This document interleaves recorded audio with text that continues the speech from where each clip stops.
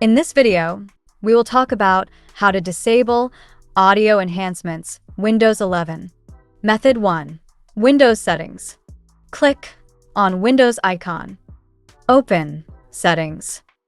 On the left side, click on System. Then, Sound. Under Output, click on your output device, like speakers or headphones. Scroll down to Audio Enhancements and disable the enhancements.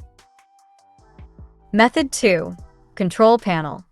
Right-click on Windows icon. Select Run, type Control MMSYS.cpl and press Enter. In Playback tab, right-click on your device. Select Properties.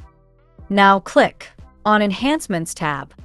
Check Disable all enhancements. Then click on Apply and OK. So that's how you can disable audio enhancements, Windows 11. See you in the next video.